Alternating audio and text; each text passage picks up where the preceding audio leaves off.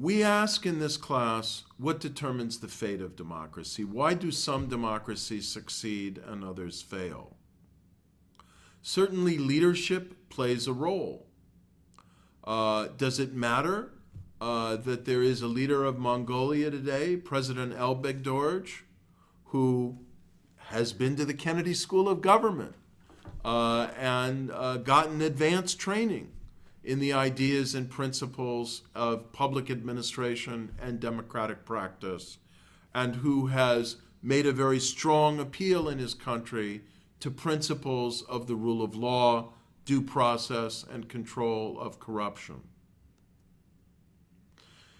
What difference does it make to the emergence and functioning of democracy that you have a leader like Alejandro Toledo, seen here speaking to the meeting of the World Movement for Democracy in 2008 in Kiev, Ukraine,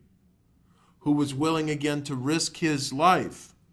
in the face of many dozens of assassination attempts in the struggle against authoritarian rule of Alberto Fujimori in Peru,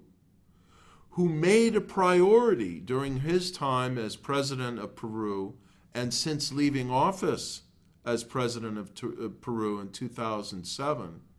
who made a priority of trying to address the historic social inequalities that have excluded so many of the poor in Latin America from effective political voice and from living in political dignity. What has been the impact in many Latin American countries of leaders like President Fernando Henrique Cardoso in Brazil, and then his successor Lula da Silva, of presidents like Ricardo Lagos and Michelle Bachelet in Chile,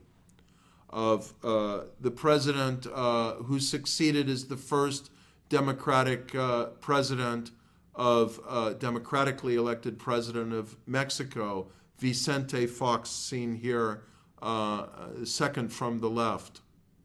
who have made a point of trying to expand the social safety net,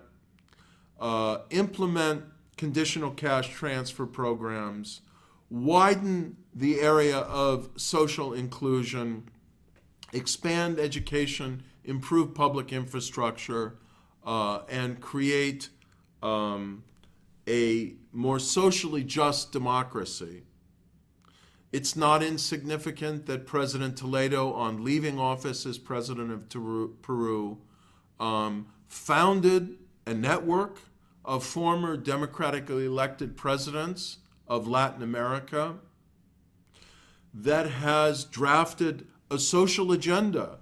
for democracy in Latin America, which you will find on the syllabus of this class, to try and strengthen democratic institutions, deepen the rule of law, and address historic social inequalities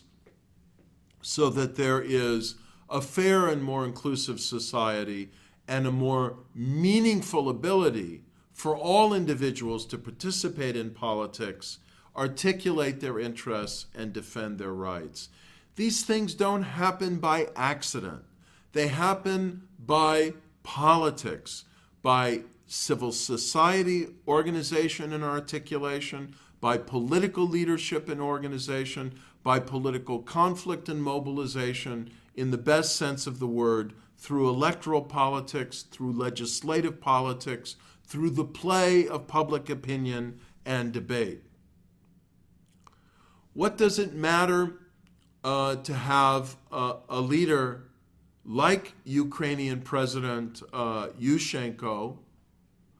who was the hero of the Orange Revolution, who risked his life to help challenge the authoritarian neo-communist regime in Ukraine, and who you can see still here at the World Assembly of Democracy in 2008, bears the scars on his face of an attempt on his life, a nearly deadly poisoning that is believed to have been arranged or promulgated by people associated with the old regime. But we see from the presidency of Yushchenko in Ukraine that democracy is not only about mobilization, inspiration, that moment of magical coming together against authoritarian rule. It's about the hard politics of governing and maintaining coalitions and deepening democratic norms and institutions. Though a Democrat in his heart, someone who respected the rule of law and civil liberties, when he ran for re-election in December of 2008, President Yushchenko was very unsuccessful and got only 5% of the vote. This is a sobering lesson about the challenges of building, deepening, and maintaining democracy, that there's hard work to be done after the transition to deepen and consolidate democracy. So how do democracies manage serious challenges, religious differences, endemic grinding poverty, as we see here in the slums of Nairobi, Kenya, where there's deep poverty but also new entrepreneurship through, for example, the mobile phone industry that has some promise of enabling new forms of entrepreneurship to lift people up out of poverty. As we see from the very comfortable skyscrapers of Jakarta, Indonesia, where wealth and middle-class comfort coexist with still very considerable poverty.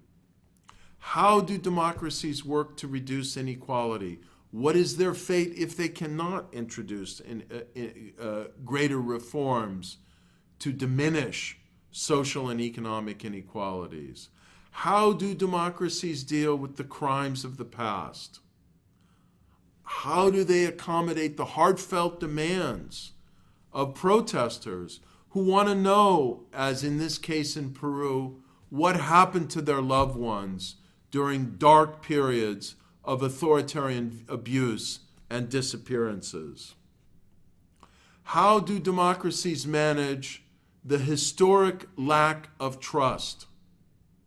that leads a humble candidate for chairman of a local community council to say, look, I'm a leader you can believe and trust in, when ordinary people throughout Kenya, throughout Bangladesh, Nigeria, even the United States, are increasingly cynical about their leaders and distrustful of them?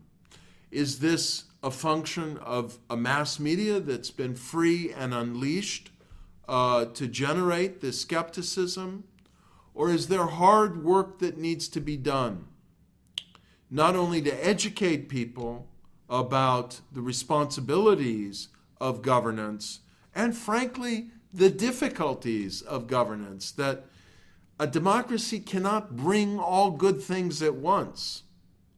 It can't immediately eliminate poverty, injustice, poor sanitation, substandard housing, lack of teachers and education. That gains for development must be incremental, but investments for development must be made in a way that monitors what government does and ensures that public resources are spent to advance the public good.